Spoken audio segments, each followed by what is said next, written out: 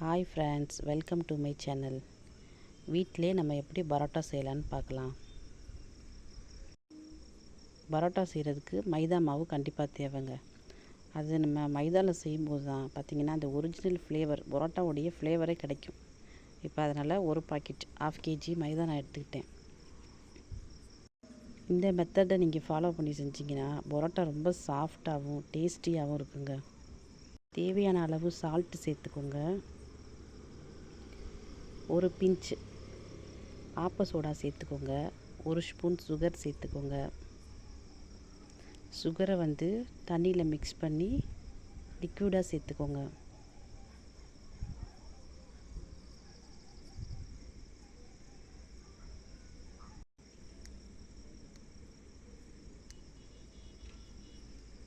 South side Madurai பக்கம்லாம் பார்த்திங்கன்னா பரோட்டா ரொம்ப சாஃப்டாக டேஸ்டியாக இருக்கும். அதோடைய ரகசியமே இந்த எக் தாங்க. இந்த எக்கு நான் 1 சேர்த்துருக்கேன், நீங்கள் வேணால் 2 கூட சேர்த்துக்கலாம். இது எவ்வளோ சேர்த்துக்கிறீங்களோ அவ்வளோ சாஃப்டாக டேஸ்டியாக இருக்குங்க. ஒரு 2 ஸ்பூன் ஆயில் சேர்த்து மாவை மிக்ஸ் பண்ணியாச்சு. எல்லாத்தையும் மேலே அப்ளை பண்ணி ஒரு 3 ஹவர்ஸ் ஊற வச்சுக்கலாங்க. மாவை நம்ம எவ்வளோ ஹவர்ஸ் ஊற வைக்கிறோமோ அவ்வளோ சாஃப்டியாக இருக்குங்க. பரோட்டாவுக்கு தேவையான மாவு ரெடி ஆயிடுச்சு. இதை ஒரு ஓரமாக எடுத்து வச்சுக்கலாம்.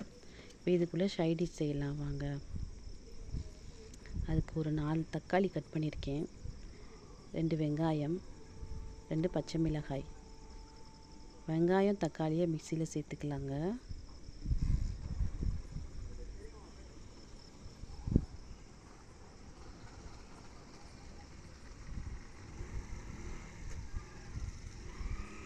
ஒரு கைப்பிடி வேர்க்கடலை எடுத்துக்கோங்க. இதை நல்லா ஃபைனாக அரைச்சி எடுத்து வந்துக்கலாம்.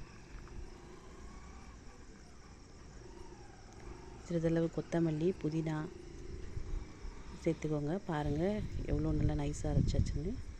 ஒரு கடாய் வச்சுக்கலாம். கடாயில் சிறிதளவு சோம்பு சேர்த்துக்கலாம். ஆயில் ஹீட் ஆன பிறகு கட் பண்ணி வச்சுருக்க வெங்காயத்தையும் அதில் சேர்த்துக்கலாம்.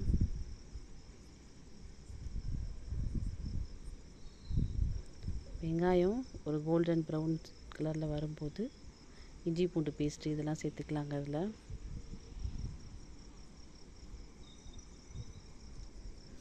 கட் பண்ணி வச்சுருக்க மிளகாயும் இதில் சேர்த்துக்கலாம். அரைச்சி வச்சுருக்க பேஸ்ட்டையும் இதில் மிக்ஸ் பண்ணிக்கலாங்க.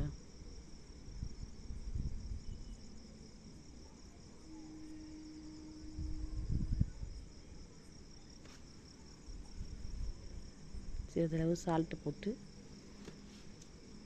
ஒரு 5 மினிட்ஸ் இது பண்ணிக்கலாம்.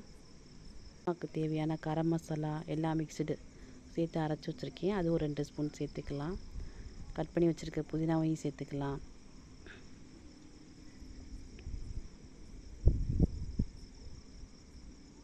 இது எல்லாத்தையும் சேர்த்து ஒரு கிளறி விட்டுக்கோங்க.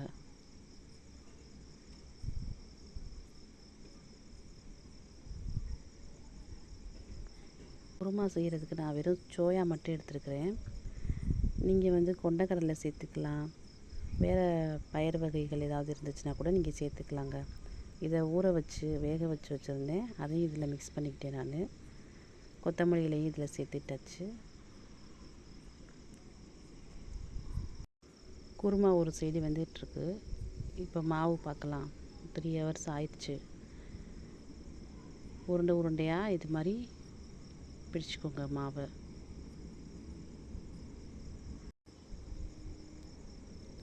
லைட்டாக ஆயில் அப்ளை பண்ணி நல்லா இது மாதிரி எவ்வளோ உங்களால் தேய்க்க முடியுமோ அவ்வளோ தேய்ச்சிக்கோங்க.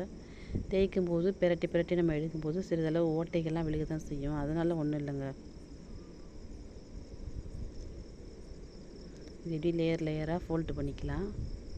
ஃபோல்டு பண்ணி ரவுண்ட் பண்ணி சப்பாத்தி கட்டை வச்சு ஒரு தேய்ச்சோன்னா பாருங்கள் ரெடி ஆயிடுச்சு. தோசைக்கல்லில் எண்ணெய் ஊற்றி இது நல்லா வேக வச்சு எடுத்துக்கலாங்க. ஒரு கோல்டன் ப்ரௌன் கலர் வர வரைக்கும் வேகட்டும். 2 பக்கமும் இப்படி ஆயில் அப்ளை பண்ணிட்டீங்கன்னா அந்த லேயரில் லேயராக வரும்போது ஒட்டாது, உங்களுக்கு நல்லா சாஃப்டாகவும் இருக்கும். அதனால் நான் 2 பக்கமும் ஒரு தேய்ச்சிட்டு ஆயில் அப்ளை பண்ணியிருக்கேன். இதே மெத்தடை நீங்களும் ஃபாலோ பண்ணுங்கள். உங்கள் வீட்டிலே இது மாதிரி நீங்கள் ட்ரை பண்ணி பாருங்கள். எப்படி இருக்குன்னு எனக்கு கமெண்ட்ஸில் தெரியப்படுத்துங்க.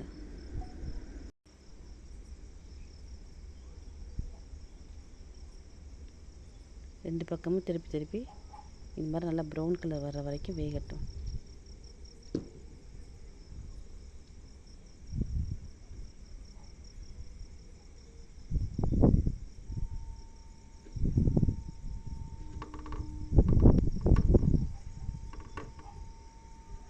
பாருங்கள், ஒரு 3 பரோட்டா வேக வச்சு எடுத்துக்கிட்டேன். பாருங்கள் எவ்வளோ ஒரு லேயராக சாஃப்டாக இருக்குது பாருங்கள். இது மாதிரி நம்ம தட்டி வச்சுக்கணுங்க. இப்படி தான் ஹோட்டல்லலாம் கொடுப்பாங்க. அது மாதிரி நானும் இதே மாதிரி ட்ரை பண்ணியிருக்கேன். பாருங்கள், சர்வ் பண்ணலாம் இப்போ பிளேட்டில் வச்சு.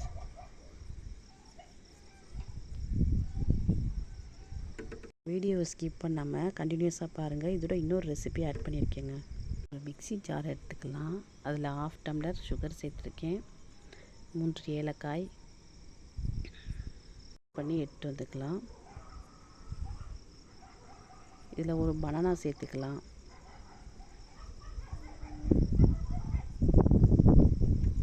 இதையும் சேர்த்துக்கலாம். முட்டையும் சேர்த்துக்கலாங்க. சேர்த்து நல்லா ஃபைனாக அரைச்சி எடுத்து வந்துக்கலாம். இந்த பதத்துக்கு வந்துருச்சு பாருங்கள். நான் எந்த கப்பில் சுகர் எடுத்தேனோ அதில் 2 மடங்கு ரவை எடுத்துக்கலாம். அதையும் இதோடு சேர்த்து ஒரு பிளெண்ட் பண்ணி எடுத்து வந்துக்கலாம். ரொம்ப இல்லை, லைட்டாக பிளெண்ட் பண்ணி எடுத்துக்கலாம். அதோட சிறிதளவு சால்ட்டு, பேக்கிங் சோடா சிறிதளவு சேர்த்துக்கலாங்க.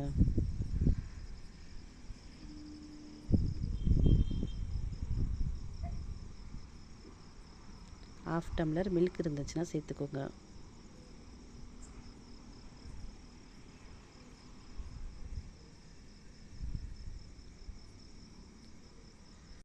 ½ டம்ளர் ரீஃபைண்ட் ஆயில் சேர்த்துக்கலாம். ½ டம்ளர் வாட்டர் இதில் மிக்ஸ் பண்ணி அரைச்சி எடுத்து வந்துக்கலாங்க.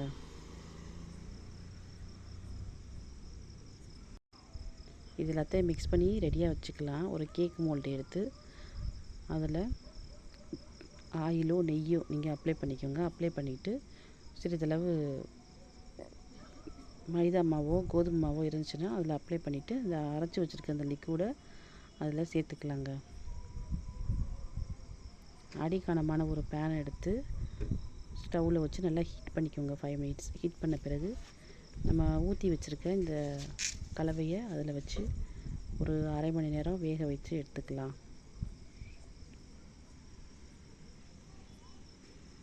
பாருங்கள், அரை மணி நேரத்துக்கு பிறகு வெந்துருச்சான்னு செக் பண்ணிக்கோங்க. ஒரு நைஃப் வச்சு நீங்கள் செக் பண்ணி பார்த்தீங்கன்னா மாவு ஒட்டி வரும், ஒட்டாமல் வரும். அதில் இருந்து நீங்கள் கண்டுபிடிச்சிடலாம் வெந்துருச்சா வேகலையான்னு. ஒட்டாமல் வந்துருச்சுன்னா வெந்துருச்சுன்னு அர்த்தம். கேக் ரெடி ஆகிடுச்சு பாருங்கள். இது தாங்க ரவா புட்டிங், எங்கள் ஊர் ஸ்பெஷல் ரவா புட்டிங் கேக். ரொம்ப டேஸ்டியாகவும் சாஃப்டாகவும் இருக்கும். வீட்டிலே உங்கள் குழந்தைங்களுக்கு எந்த கெமிக்கல் ஆட் பண்ணாமல், எந்த ஃபுட் கலரு இதெல்லாம் ஆட் பண்ணாமல் ரொம்ப பெர்ஃபெக்டாக அண்டு ஹெல்த்தியாக நீங்கள் உங்கள் குழந்தைங்களுக்கு செஞ்சு கொடுக்கலாம். பெரியவங்க சாப்பிட்லாம், எல்லாருக்கும், பேஷண்ட்டு கூட சாப்பிட்லாம், ஒன்றும் ப்ராப்ளம் இருக்காது. அவ்வளோ மைல்டாக நம்ம வீட்டிலே நீங்கள் செஞ்சுக்கலாம். இது மாதிரி நீங்களே இது மாதிரி ட்ரை பண்ணி பாருங்கள். எப்படி இருக்குதுன்னு சாப்பிட்டு பார்த்துட்டு எனக்கு சொல்லுங்கள். கட் பண்ணியாச்சு கேக்கு. இங்கே பாருங்கள் எவ்வளோ சாஃப்டாக ஸ்பாஞ்சியாக இருக்குதுன்னு பாருங்கள். ஓகே ஃப்ரெண்ட்ஸ், இந்த வீடியோ உங்களுக்கு பிடிச்சிருந்துச்சுன்னா லைக் பண்ணுங்கள், ஷேர் பண்ணுங்கள், சப்ஸ்கிரைப் பண்ணுங்கள். மறந்துடாமல் பெல் பட்டனை கிளிக் பண்ணுங்கள். தேங்க்யூ வாட்சிங் ஃபார்